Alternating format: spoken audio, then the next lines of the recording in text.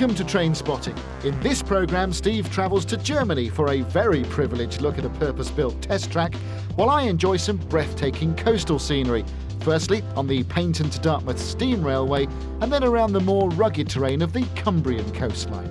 And why does Alderney, an island only 3 miles long, need its own railway?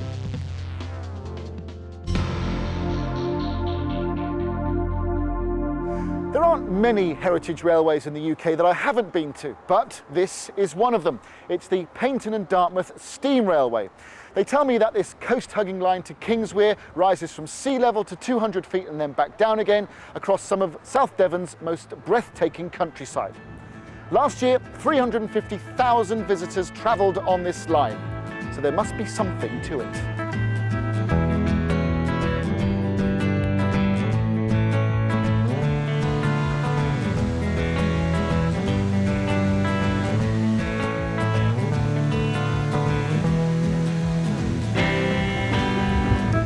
Kitchenside, you're a travel assistant here on the Paignton and Dartmouth Steam Railway. What's the history behind the line? Well, the line was originally promoted in the late 1850s by a local company, the Dartmouth and Torbay Railway, to link up with the then South Devon Railway branch coming down from Newton Abbot to Torquay. The line was eventually opened right through from Tor, which was the original terminus of the line from Newton Abbot, from Tor right through to Kingswear in 1864. Because this line has never really closed, has it? I mean, the day that it stopped operating through BR, you took it over. That's right, yes. The section on from Paignton to Kingswear was never really profitable, certainly in the last 50 years of mainline railway ownership. And British Railways pulled out at the end of 1972, and we took over the following day. So you're quite lucky then having a mainline connection at Paignton. Well, that's right. We get quite a lot of our traffic off the through trains from London, from the Midlands and North, and so on, coming into Paignton, and they come on from Paignton to Kingswear on our railway. Now, after we've left Paignton, then what's the first stop? The first stop is Goodrington Sands. Once you're past Goodrington, you've got views of the beach, and the train starts climbing because we have to cross over the ridge of hills between Paignton and Kingswear, with a summit nearly 200 feet above sea level. So it takes quite a severe climb, almost 2.5 miles at 1 in 67, which is quite a steep gradient for our trains, which can often load up to 10 coaches.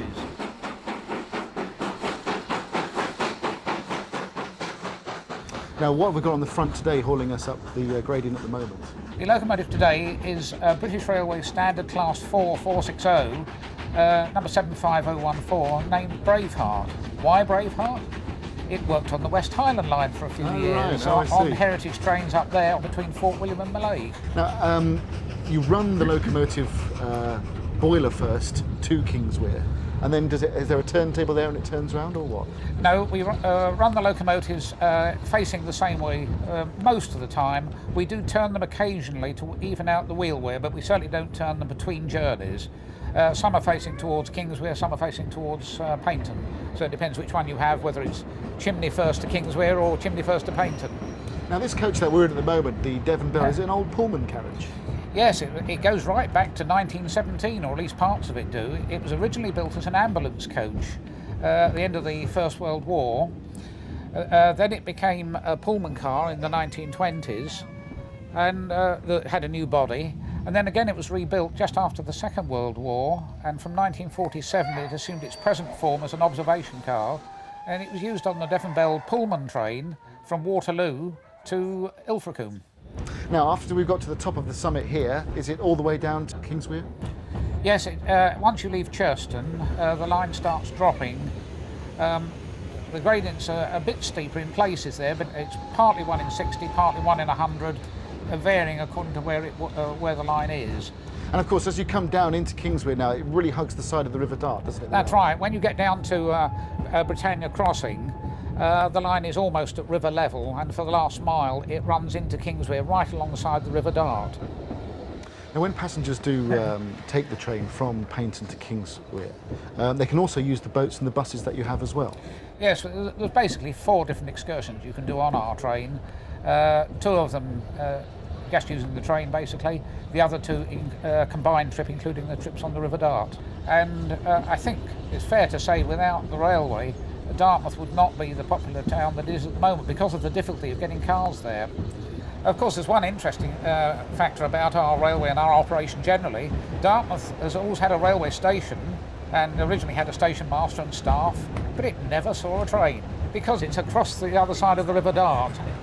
River Dart is a major obstacle to the railway. So there was the station built, but no line for it. No line for it.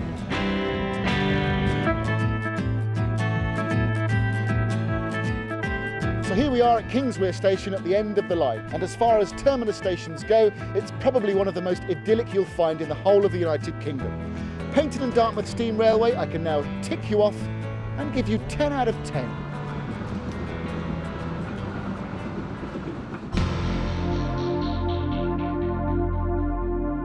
Now, you might be forgiven for thinking that I'm in a maintenance depot somewhere in deeper South London. Well, you'd be wrong. I'm actually at Europe's leading train test facility, and it's where De Zeros can find themselves sitting next to one of the world's most advanced passenger trains.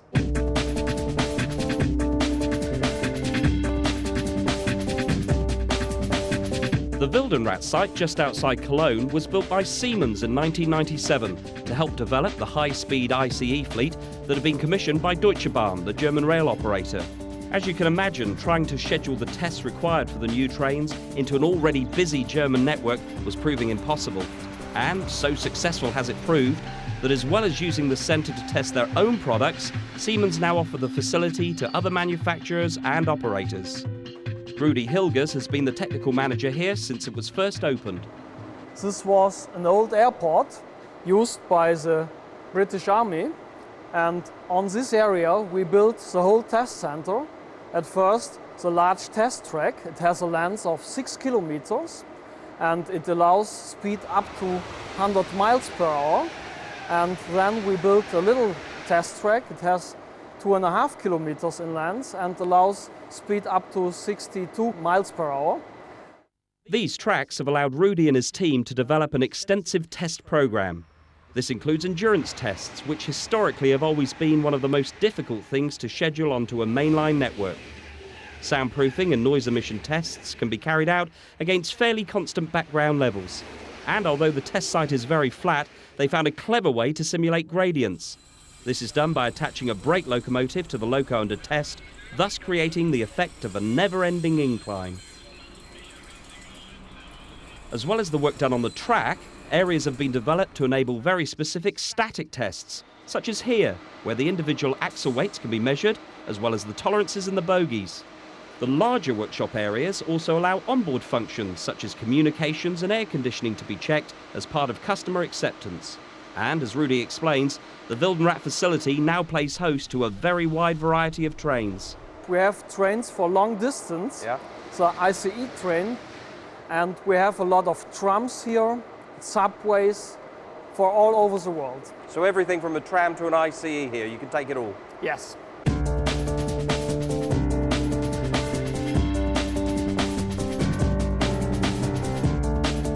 Of particular interest to us was that the new De Zero fleet, built in Germany by Siemens for South West Trains, is currently undergoing its final QC here at Wildenrath, prior to being delivered to the UK.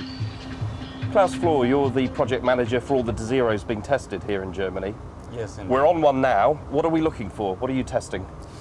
Well, at the moment we are doing special testing regarding the influence of the electrical power of the train to the power supply of the rail track.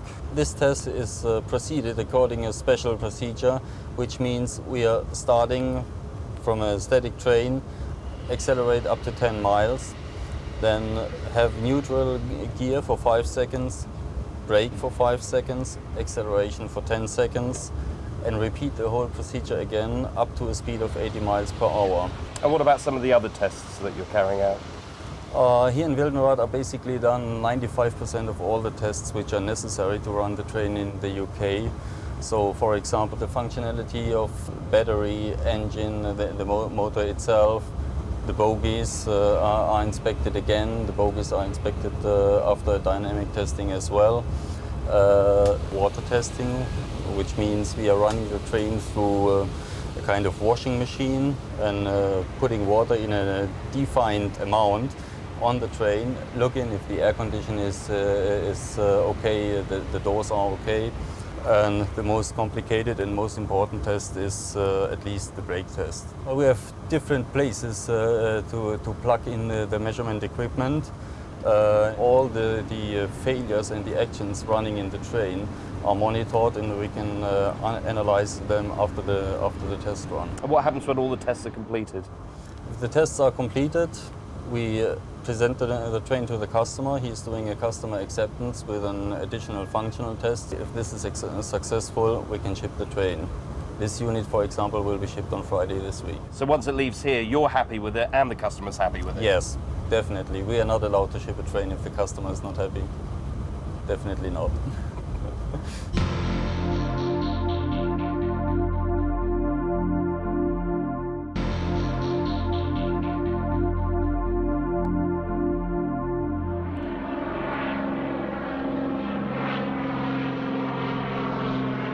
Now don't worry, this is still train spotting, it's just that I've come a bit further afield. I've taken the 45-minute flight to Alderney, which is the third largest of the Channel Islands, and it's got its own railway, which runs 2/3 the length of the island, which is only 3.5 miles long. Intriguing. Tony LeBlanc, you're chairman of the Alderney Railway Society. Why was there a need for a railway on an island that's only 3 miles long? Good question. We've got a quarry up there, a harbour over there, and it was a question of conveying the rock from the quarry to the harbour. Come on board and I'll take you down to have a look at the harbour.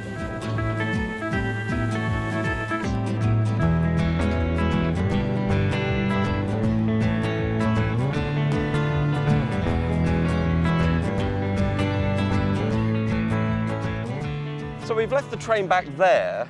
It brought the stone down from the quarry to the harbour to build this. I mean, this is huge. What exactly is it?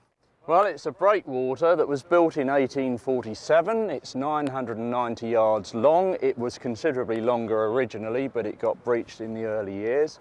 And its purpose essentially was to create a harbour for Alderney, because the whole thing was built with a view to trying to create a Gibraltar of the English Channel, because Cherbourg's just around the corner, and in those days we weren't too friendly with the French. So once the railway had helped build this, its purpose didn't end there then? No, not at all. It was a situation where we had ongoing maintenance for the breakwater. We had the construction of the Victorian forts that you see all around the north coast of the island. But it's now used by yourselves as a preserve line? Very much so, but unfortunately not on the breakwater itself. No, it stops just over there. That's right. We came down from Bray Road. It's not the only part of the line, is it? No, not at all. We've got a 2.5 mile run all the way up to the quarry, and we'd like to take you up there a little bit later on. Now these wouldn't have been used to tip stone into the sea. What have you got here? This is tube stock. This is tube stock. It's 1959 tube stock, and somebody's got to preserve it, haven't they? Well, quite so, but why tube stock on the line? Well, for a start, it's fairly easy to transport over to Alderney. Fortunately, in the past, the Army have helped us to get these over. It's quite interesting insofar as it's part of the set that was put together for the centenary of the Northern Line. And the livery that we've got apparently is 1920s livery. It's not the first lot of tube stock you've got, though, is No, it? the first lot were 1938 stock, which we acquired in 1987, but unfortunately, because they're of a steel construction, we found that they were rotting through. As you can see, Alderney, loads of salt air, doesn't go too well with steel. Great thing about the 59 stock is that we're actually thinking in terms of aluminium bodies. All right, we've still got a steel underframe, but that's been built to last. So we're hoping these will be around for a long time. And what are we being pulled by?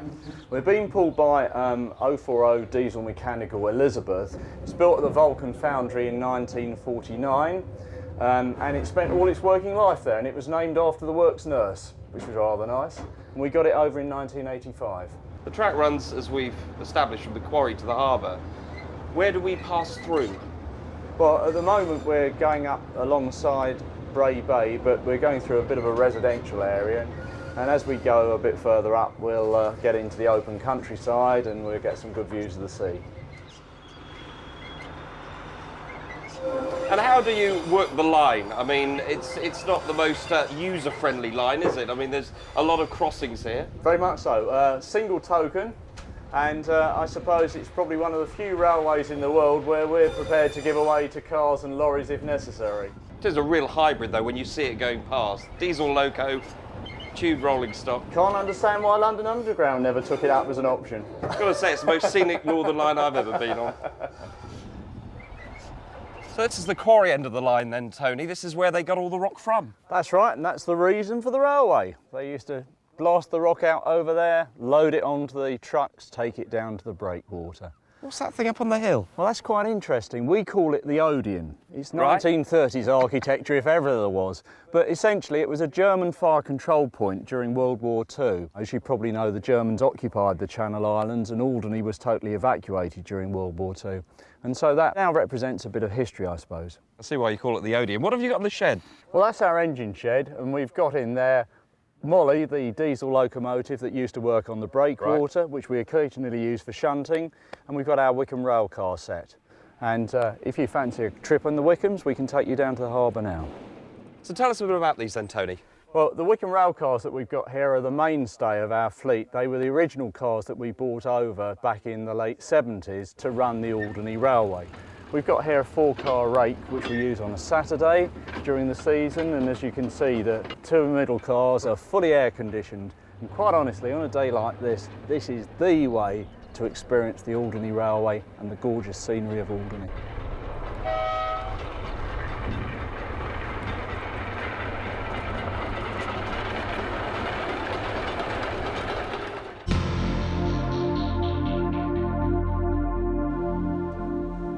So I've been to the Kyle of Lochalsh in Scotland.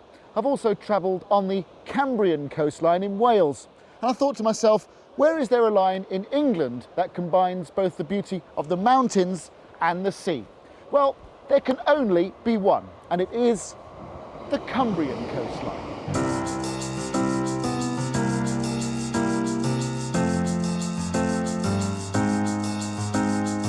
Now, if you're going to travel the length and breadth of the Cumbrian coastline, then I must really recommend you either start or finish at Carnforth Station.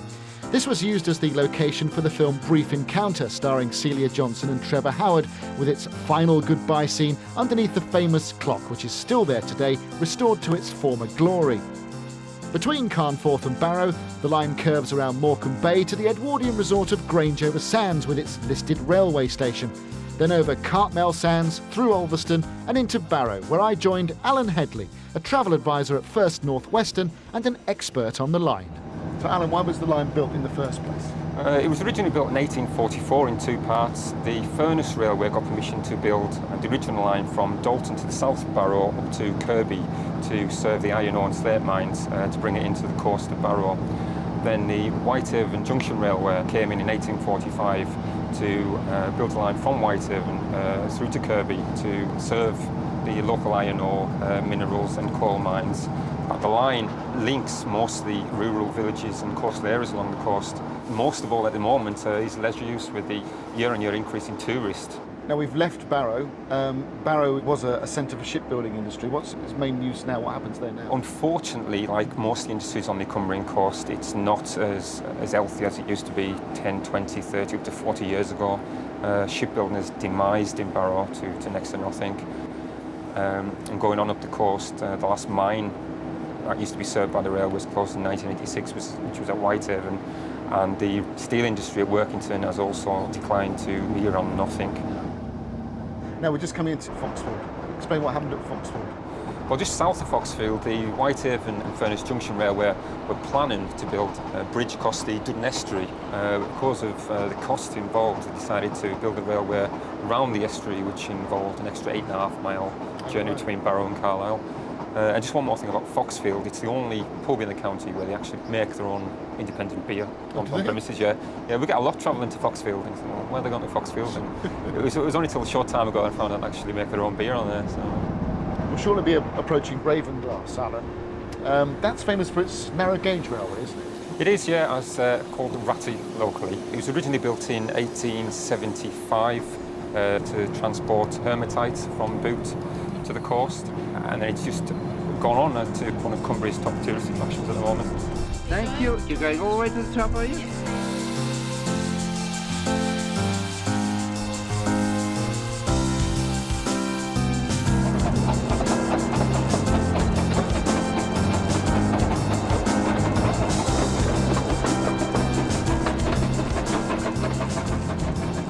past Sellafield, quite a few engines were stationed in the depot there. Currently in the fleet, I've got class 20s, 33s, 37s, and newly acquired 266s, I believe. How do British Nuclear Fuels and the railway work in conjunction with each other? The one main company, which is actually part owned by British Nuclear Fuels, is Direct Rail Services. They run flask tankers daily from Sellafield. That's the main freight industry at the moment. And then we have the Enterprise train, which runs out of Workington Docks. Oh, so there's still some at Workington as well? There is, yeah. There's one that runs out of Workington Docks. One thing I do like about the line is the irony, I suppose you could say, between a nuclear power plant and the green power you have with these windmills up and down the coast. It's a mixed response from the local council community. One half wants it, one half doesn't want it, but there's nowhere that it comes to a decision to say, yes, we want it, no, we don't want it. With the infrastructure on the line as well, does the sea do much damage when you've got a severe storm? Does that damage the line? Fortunately, Network Rail have spent quite a lot of money dealing with the sea defences. Last year they spent quite a considerable lot of money to secure the future of the line. And what passenger services run? I mean, we're on a one-car unit at the moment. Right. What other units run? Currently northbound we have 153 units, 156 and the occasional 142s. What's wrong with the 142? Well, I wouldn't have a full breakfast if you called this one a 142. Right, okay. So how would you sum up the Cumbrian coastline, Alan? Really, it's scenery. You've got mountains, coast, beaches, historic towns and harbours. It's past history with its industry, I mean its current freight use, so it's not just a passenger network. Close to the national park, I think it's just attractive in one. It's one scenic railway.